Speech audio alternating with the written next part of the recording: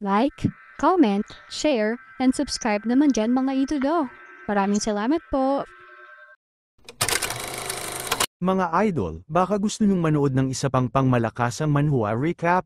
Ilalagay ko po sa comment section yung link, napakaangas nito mga idolo.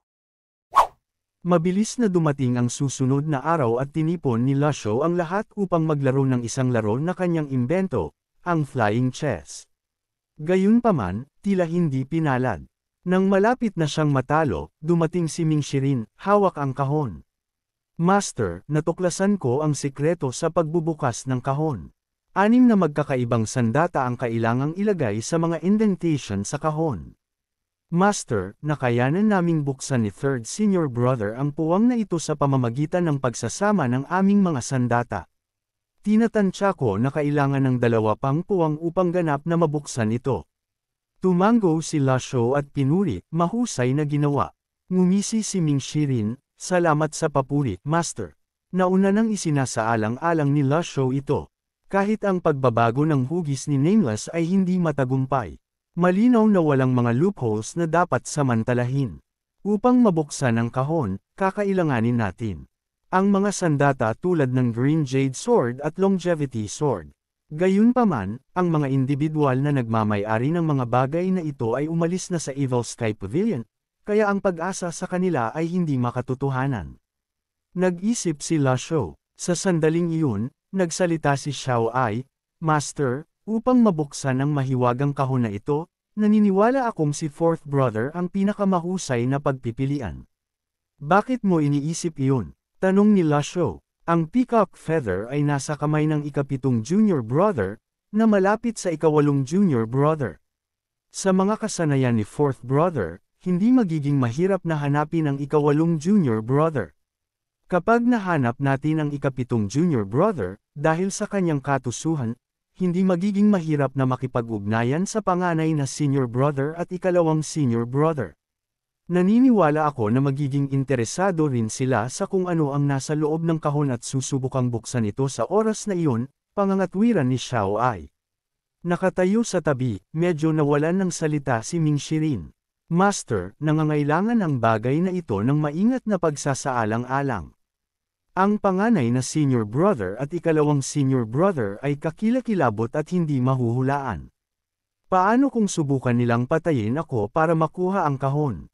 Umiling si Lasho at bahagyang ngumiti, sina Yinhai at Yanrong, bagaman sila ay mga taksil, ay mapagparaya sa inyong mga junior brother at sister. Ang Evil Sky Pavilion ay hindi kailanman nagkaroon ng mga insidente ng panloob na alitan. Naniniwala akong hindi nila kayo sasaktan. Nang marinig ito, lumuhad si Ming Shirin, ang kanyang mukha ay puno ng kawalan ng pag-asa. Hindi ako makapaniwala doon, Master. Tiningnan siya ni Lasho ng may matinding interes. Hindi na kailangan ng karagdagang debate. Huwag mo akong bigan. Walang naiwan na pagpipilian, nag-aatubiling sumang-ayon si Ming Shirin habang hawak ang kahon. Naiintindihan ni Lasho na walang sinuman ang mas angkop kaysa kay Ming Shirin. Siya lamang ang makakalutas sa mga komplikadong pakikitungo sa mga taksil na ito. Ang sinumang may mas kaunting nerbiyos ay malamang na hindi makakayanan ito. Bukod dito, sa kanyang memorya, hindi kailanman pinakitunguhan ni Yinhai at Yanrong ang kanilang mga junior brother at sister. Gayunpaman, nag-iwan ito kay Lasho na nag-iisip ng may nakakunot na noo. Kung gayon, ano ang dahilan ng kanilang pag-alis sa Evil Sky Pavilion? Isang babaeng cultivator ang dumating sa pasukan upang mag-ulat, Master, walang pagbabago kay Ye Changsan ngayong araw. Tumango si Lasho, naiintindihan ko. Si Little Yuaner, na nagpapakain ng mga manok sa malapit, ay hindi napigil ang magtanong, Master, mamamatay ba talaga si Sister Ye Changsan? Walang sagot si Lasho sa tanong na ito. Kung mamamatay siya, masaya ka ba, Master? Nang marinig ito, malamig na sumanghal si Lasho, tapos na ba ninyong lahat ang pagkopya ng mga teknik na ipinagawa ko sa inyo? Ngumuso si Little Yuaner, hindi pa. Kung gayon, bakit hindi mo ginagawa? Nang makita ang kanyang sama ng loob, agad siyang tumayo at nagmamadaling lumabas. Paglabas niya, nakita niya ang isang messenger bird na lumilipad patungo sa kanya. Sa isang mabilis na pagtalon, nahuli niya ang lumilipad na liham. Master, liham ito mula kay Jiang Yichen. Sa pagtango ni La Shou, sinimulang basahin ni Little Yuaner, mahal na elder, na iparating ko ang iyong mensahe kay Wei Xian. Gaya ng inaasahan, hindi niya ito sineryoso. Tama ka rin, may mga mahahalagang tao sa loob ng palasyo na hindi maganda ang pakikitungo kay Wei Xian. Tumango si La Shou matapos marinig ito. Gaya ng inaasahan ko, si Wei Xian ay may mahalagang posisyon bilang mataas na opisyal sa Great Yan at kontrolado ang malaking hukbo. Halos imposible niyang talikuran ang lahat ng ito dahil lamang sa sinabi ng isang tao. Kitang-kita ang pagkainis ni Little Yuaner. Master, nakakainis talaga itong si Wei Xian. Dapat ba akong bumaba sa bundok at patayin siya? Itinaas ni La Shou ang kilay at sumagot, balak mong patayin ang isang 7-leaf o 8-leaf expert sa Divine Court Realm. Ibinaba ni Little Yuaner ang kanyang ulo, nahihiya. Si Wei Xian ay hindi lamang isang commander ng militar. Dahil sa kanyang personal na antas ng cultivation, ang buong sistema ay magkakaugnay. Iba siya kay Pan Zong. Si Pan Zong ay nagmula sa blacklist at isa lamang piyesa sa dilim. Kahit na siya ay mamatay, hindi masyadong magmamalasakit ang pamilya ng hari ng Great Yan. Iba si Wei Xian. Maraming taong gustong patay siya, ngunit marami rin ang hindi. Nanlaki ang mga mata ni Little Yuaner, kung gayon, ano ang gagawin natin ngayon? Umiling si La Shou, huwag kang mag-alala. Ang gusto ko ay hindi lamang ang buhay ni Wei Xian. Pagkalipas ng kalahating araw, sa kuta ng Tiger Ridge Gang, nagmamadaling lumapit ang isang subordinate kay Zhu Honghong. Chief, may mga nanghihimasok.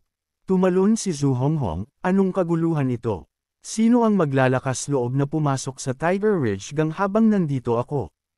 Katatapos lang niyang magsalita nang umalangaw ang boses ni Ming Shirin mula sa labas. Wow, naging mas kahanga-hanga ka, hindi ba? Paglingon, nakita ni Zhu Honghong si fourth brother Ming Shirin na casual na hawak ang kahon, na agad na lumitaw sa loob ng kuweba. Nagulat si Zhu Honghong na lumuhod agad, ang kanyang dating kay-abangan ay nawala. Senior brother, bakit ka nandito?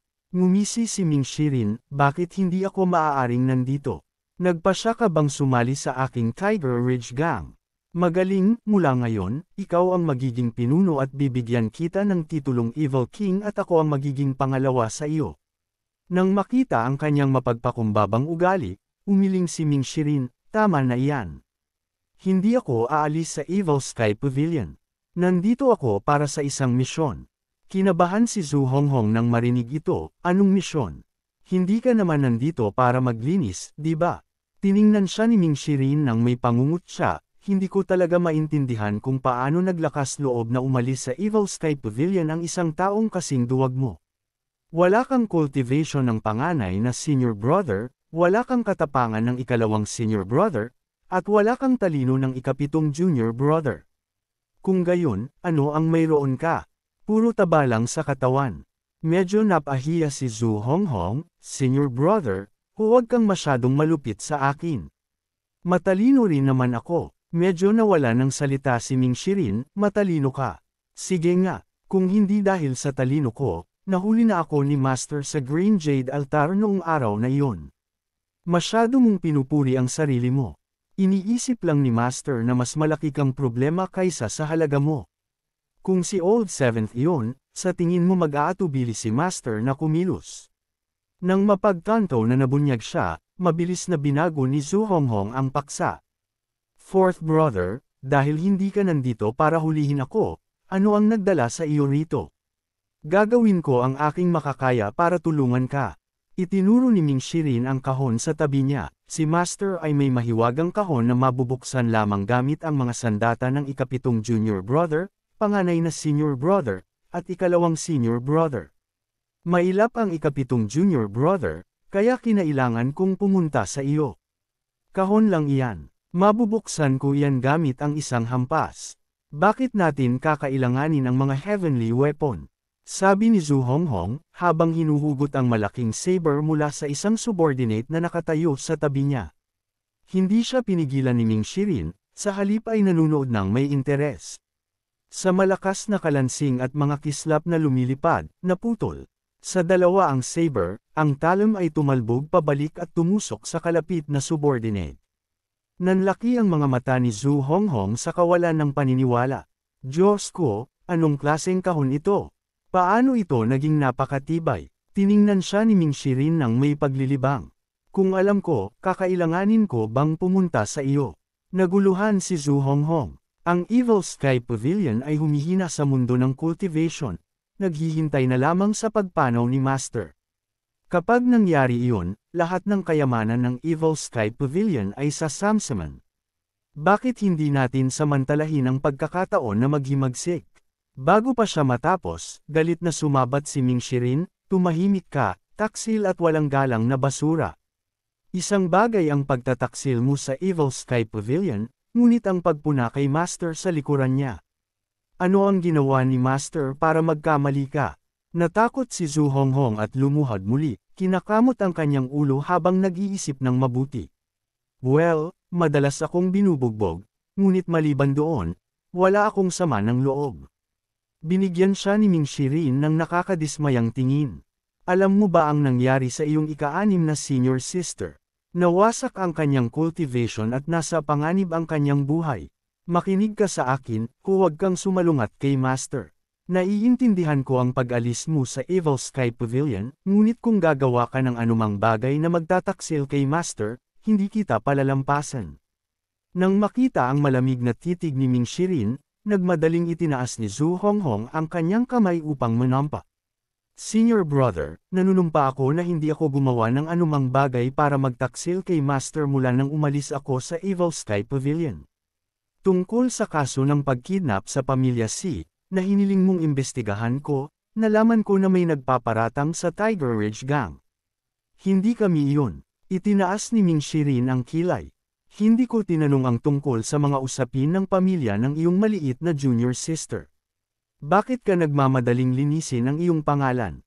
Nang marinig ito, nalungkot si Zhu Honghong, hindi sigurado kung ano ang sasabihin.